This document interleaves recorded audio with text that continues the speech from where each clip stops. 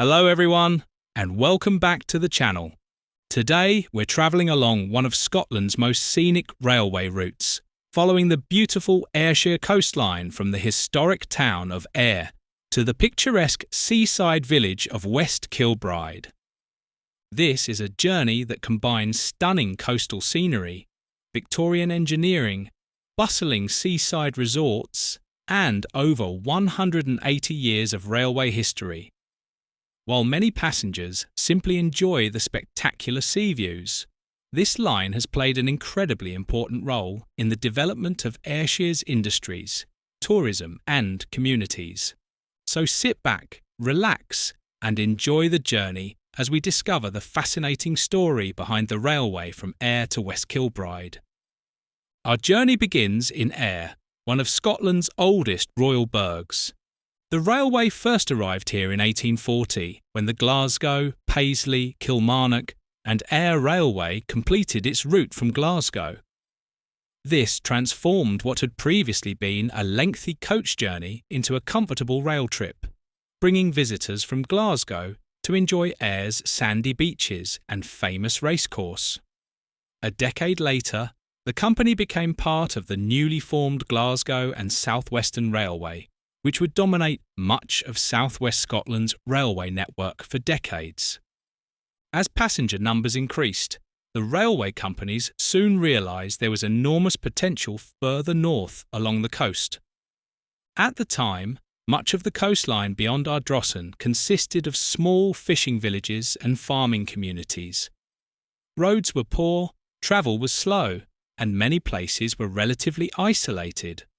The railway promised to change all of that. Leaving Ayr, the line quickly heads north towards Prestwick. Prestwick itself became one of Scotland's earliest holiday destinations, with wealthy Glaswegians flocking here during the Victorian era. Golf also helped put Prestwick firmly on the map. Prestwick Golf Club hosted the very first Open Championship in 1860. And the railway brought thousands of visitors and competitors directly to the town. Even today, golfers from around the world still use this railway when travelling to Scotland's famous courses. Beyond Prestwick lies Troon.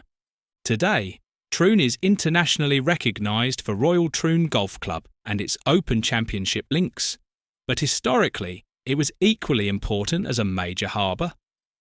Coal, iron ore, timber and countless other goods passed through the docks, making the railway an essential part of Ayrshire's industrial economy. Freight trains serving Troon Harbour became a familiar sight, connecting ships with Scotland's growing railway network. The line then reaches Irvine. This ancient burgh was once one of Scotland's most significant ports, long before the railway arrived.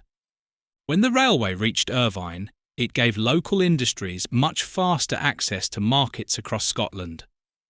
Coal mining, shipbuilding, engineering and manufacturing all benefited enormously from improved transport.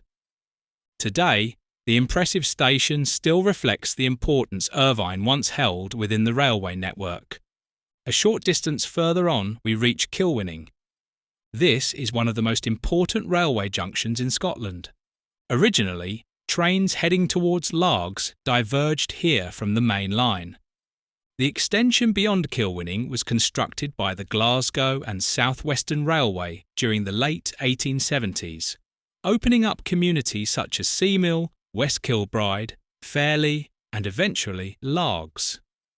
The route officially reached West Kilbride in 1878 as part of the extension towards Fairley and Largs. The purpose was clear. The railway company wanted to capture the booming tourist market. Victorian holidaymakers were travelling in huge numbers, and the beautiful Ayrshire coast offered sandy beaches, fresh sea air, and steamer connections across the Firth of Clyde. Railways and paddle steamers worked together perfectly. Passengers could travel comfortably from Glasgow by train before continuing by steamer to Arran, Bute, or the Cowal Peninsula. Leaving Kilwinning, the atmosphere begins to change dramatically.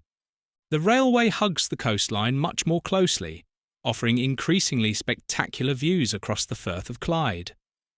On a clear day, you can see the Isle of Arran dominating the western horizon.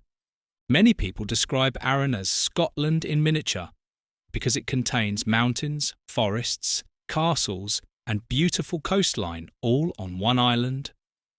For railway enthusiasts, this stretch offers some of the finest sea views anywhere on Britain's railway network. As we continue north, the line passes through Saltcoats and Ardrossan. Ardrossan was another hugely significant destination. Its harbour became one of Scotland's busiest ferry ports, with regular sailings to the Isle of Arran. For generations, countless holidaymakers would arrive here by train before boarding paddle steamers for their summer holidays. This seamless connection between rail and ferry was one of the great transport success stories of Victorian Scotland. Even today, rail and ferry connections remain an important feature of the route. North of Ardrossan, the scenery becomes even more dramatic. The railway threads its way between the coastline and rolling Ayrshire countryside. Keep an eye out for Hunterston. Although hidden from much of the railway, this area became home to one of Scotland's largest deep-water ore terminals, and later the Hunterston nuclear power station. Special freight trains carrying imported iron ore once operated here, supplying Scotland's steel industry. The Hunterston branch remains one of the most significant freight connections on Scotland's railway network. Soon we arrive at West Kilbride. This attractive seaside village has a railway station dating back to 1878, when the Glasgow and South Western Railway extended its coastal branch northwards. The station itself remains an attractive example of Victorian railway architecture and is now a listed building. West Kilbride is perhaps best known today as Scotland's craft town. Artists, designers and craftspeople have transformed the village into a thriving creative community. Visitors arriving by train can enjoy galleries, workshops, cafes and beautiful coastal walks, all just a short stroll from the station.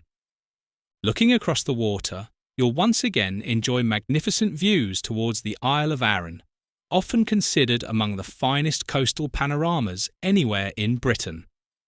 Today, this historic railway forms part of ScotRail's Ayrshire Coast Line. Modern electric trains provide frequent services linking Ayr, Glasgow Central, Ardrossan, Largs and the surrounding communities. The electrification of the route has dramatically improved reliability, journey times and environmental performance, while preserving one of Scotland's most beautiful railway journeys. The line continues to play an important role for commuters, tourists, golfers, ferry passengers and local communities alike.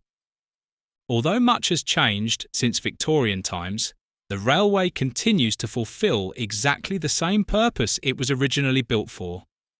It connects communities, it supports industry, it brings visitors to Scotland's magnificent west coast, and perhaps most importantly, it allows thousands of people every year to experience some of the most breathtaking railway scenery in the country.